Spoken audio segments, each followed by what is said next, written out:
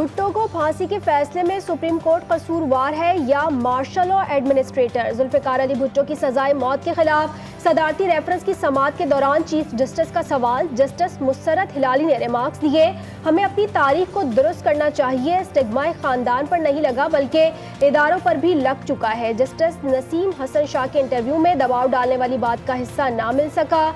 अदालत की टीवी से मौसूल इंटरव्यू की कॉपी फारूक नाइक को फराहम करने की हिदायत। फातिमा भुट्टो और पोते जुल्फिकार अली भुट्टो जूनियर भी केस में फरीक बन गए। समाअत फरवरी के तीसरे हफ्ते तक मुलतवी। भुट्टो केस के फैसले की मिसाल अब तक नहीं दी गई, लेकिन इसमें जो तरीकेकार अपनाया गया वो बार बार इस्तेमाल हो रहा है। चेयरमैन पीपल्स पार्टी बिलावल भुट्टो की मीडिया से गुफ्तगू, कहा ये तारीख को दुरुस्त करने का मौका है। उम्मीद है कि इसमें अवाम और पीपल्स पार्टी को इंसाफ जरूर मिलेगा।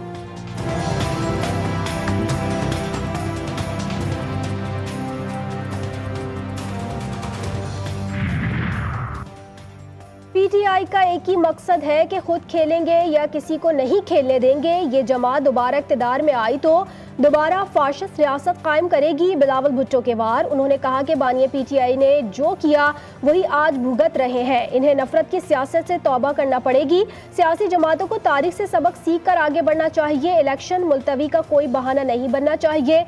अवाम जो फैसला करेंगे वो कबूल करेंगे।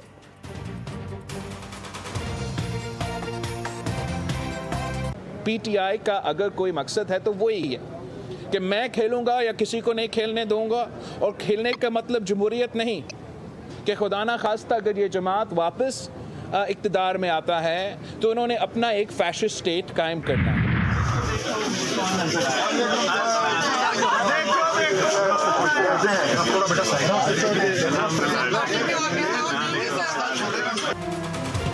सुप्रीम कोर्ट की राहदारी में बिलावल भुट्टो और लतीफ खोसा की अचानक मुलाकात। देखो मुझे कौन नजर आया।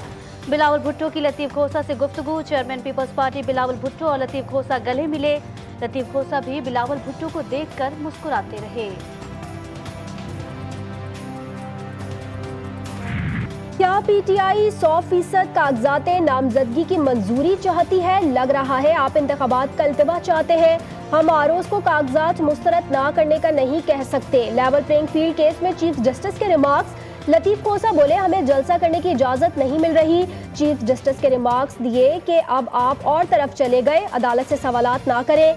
ऐसा करें अदालती हुक्म भी आप खुद ही लिखवा लें। अदालत का पीटीआई को इलेक्शन कमीशन रिपोर्ट पर 3 दिन में जवाब जमा कराने का हुक्म।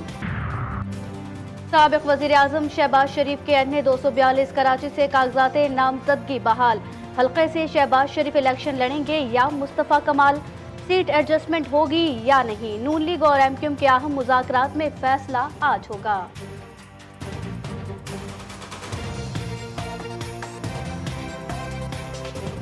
मैं PP 32 कागज विड्रॉ कर लूंगा और वहाँ सारे सब लड़ेंगे और ऊपर वो नेशनल असेंबली का लड़ेंगे। और जो PP 31 है गुजरात सिटी में, यहाँ पर मेरा प्रोग्राम है। पंजाब में जो है कैंडिडेट खड़ा कर रहे हैं जंग से।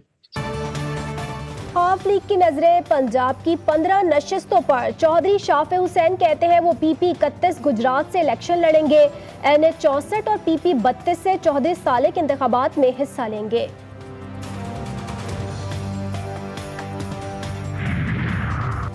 NA 129 लाहौर से मियां अजहर को इलेक्शन लड़ने की इजाजत। कागजात मुस्तरद करने का फैसला कलअदम करार। NA 264 से जाली उम्मीदवार नवाबजादा जमाल रईसानी के कागजात नामजदगी की मंजूरी का फैसला कलअदम। NA 223 से फहमीदा मिर्जा और जुल्फिकार मिर्जा के कागजात मुस्तरद। हयात महली से मुतालिक आर्टिकल 62(1)F की तशरीह का फैसला आज सुनाए जाने का इम्कान। 5 जनवरी की समाअत के दौरान चीफ जस्टिस काजी फाइज ईसा ने रिमार्क्स दिए थे कि आइन को इतना मुश्किल ना बनाए कि लोगों का एतमाद ही खो दे।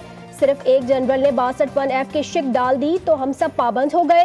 खुद रोजनामा नवाए मिल्लत ग्रुप ऑफ न्यूज़पेपर लाया अपने चाहने वालों के लिए मिल्लत न्यूज़ HD। मुल्क पाकिस्तान से हमें bureau chief, deputy bureau chief, खुसूसी नुमाइंदगान, रिपोर्टर्स दरकार हैं। ख्वाहिशमंद हजरात अपनी CV nawai.millat786@gmail.com पर भेज सकते हैं या 0300861738 पर व्हाट्सएप भी कर सकते हैं। इसके अलावा मुल्क पाकिस्तान से हर किस्म की खबर या वाक़या को व्हाट्सएप के ज़रिए भी हम तक पहुंचा सकते हैं।